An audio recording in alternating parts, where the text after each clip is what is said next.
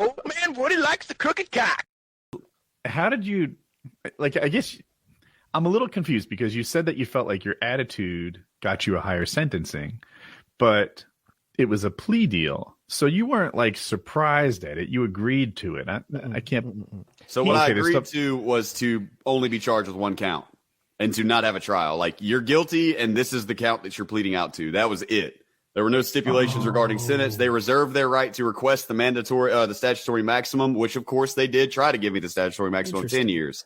My attitude in there was largely dismissive regarding like my raps that I read and stuff like that, and I got up there and I just shrugged about it. And I never said I was sorry. If I never current said I you shouldn't could have have represented past you would have done much better. Probably still would have gotten shit on, but probably a lot better. Yeah. Yeah. The judge really hated me, man. I ended up catching a violation. I was out when I got out, I went to a halfway house. I was there for 4 months and I got house arrest. After house arrest ended, I was immediately sent to rehab as a precautionary measure due to my history, not because I was caught relapsing or anything like that, which I had, but I had not been caught. Mandatory rehab. I got out. They cut the ankle bracelet off of me, come home, cool. Like 40 days later, I was back in jail on my way back to prison, less than a month and a half. And for the violation was for smoking weed and drinking beer. I went over to a friend's house, rode around in a car for a little while, smoked a joint, and drank a couple beers. Failed a drug test for it, got violated. Well, that judge gave me, the same judge that sentenced me the first time, gave me 1 year of hard time in prison, followed by mandatory 6 full months in the halfway house, 1.5 year long sentence for smoking weed. I had an acquaintance in the county jail that with that same judge, he had absconded from his probation, stopped calling his probation officer, started shooting meth, ran from the cops when they tried to pull him over, crashed his car, got caught with meth and with needles and a hot drug test for meth. Pretty cool guy. Same judge gave him 6 months. Same exact judge. He was probably polite. That must be what it was. That was the difference. Or I don't know if I remind him of somebody that fucked his daughter or what, man, but the judge hated my guts. Just recently, I made a YouTube video addressing him directly, and I have a pretty good feeling that he has seen it, and I've gotten my 2 cents out there because the whole case was an absolute travesty. That was a good move. You should give the judge a piece of your mind. This will never burn you. I'm off probation now, so I just got off my supervised release. They got to give me a new charge to charge me. That means that you can never go back. Yes. Unless. Double jeopardy. I've already been to Double jeopardy. I've already committed a crime. You can't send me back a third time. I've already been back again. Yeah. You can't send me again. Man, that's so fucked. Yeah. It is. I will say, like, I was so careful this last 2 years not to fucking smoke any weed or do anything that was going to test positive on that fucking piss test. Because for the longest time, I was getting tested every 10 days at least.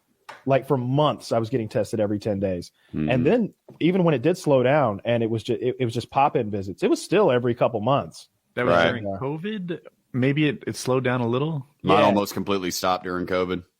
Yeah, it slowed down a little bit, but I want to say Codaphone was still happening. That's where I call in. The color. I listen to them to call my number. Then I have to go into a third party place that takes my piss.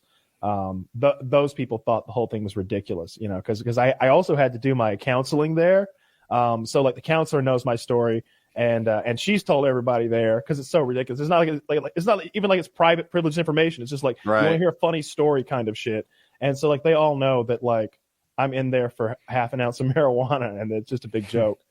It was that part was actually really nice. Everybody I dealt with every step of the way was at the very least professional and polite. Even the prosecutor and the judge and the people that I'm not the biggest fans of. They were all professional and polite, which almost makes it worse. You almost wish that they were assholes, but they're assholes. They're just so matter of fact, and this is just their day. That's what they do is ruin people's lives day by day basis. They're evil like that pink suited woman in Harry Potter. You're going to have to go to detention with the dragon rapist ogre.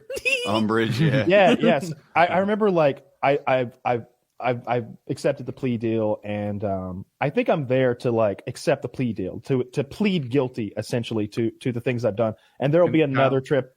You also don't know what the sentence is when you accept the plea deal. Right. No, but you have guidelines, and what happened to him is pretty rare that they just went out and tripled the guidelines or whatever. Like my guidelines said, I think maybe 2 years was the most or something like that. At first it was 5 or 6. At first it was 5 or 6, and I had sort of wrapped my head around doing 3 to 5 years, and I kind of told my parents, I was like, it's probably going to be, best case scenario, like 2 years, and I might have to do 5 years, and I'd kind of wrap my head around that, and I was cool with it or whatever. But then, at the last minute, that we had nailed down a better plea agreement to the 2 charges, and now we're down to like 2 years maximum. So I wasn't that concerned. So 2 months was a pretty pleasant surprise. Maybe it could, yeah. Well, it could have been. I thought it was going to be 0. Honestly, the way the mood was going in the courtroom, it felt like I was winning every step of the way. It was just like, because the judge was like, "Wait a minute," he didn't understand the distribution part. Like I said earlier, he was just like, "Well, that's not distribution," and she's like, "Well, he's pleading guilty to it." And I'm like, and I'm it's almost like there's a guy behind me with a gun. I'm like, yes, I am. Yes, I admit it. Okay. So I did it, Judge. You didn't think the move was to stop pleading guilty to that? Oh no. No. Then we start everything over. You harder, right? And now I have embarrassed her in front of the fucking judge. Oh God, no! Now they spent $3 million. Okay. Yeah. Now they spent $3 million, and I spent 300 years. Every so often, I find myself in a situation where I'm selling something, or I'm trying to convince someone of some idea, and once you win, you stop. Right? Like, if they say yes, you don't keep selling, you stupid fuck. Right? You've got your win. Right. Stop. Yep. Overselling.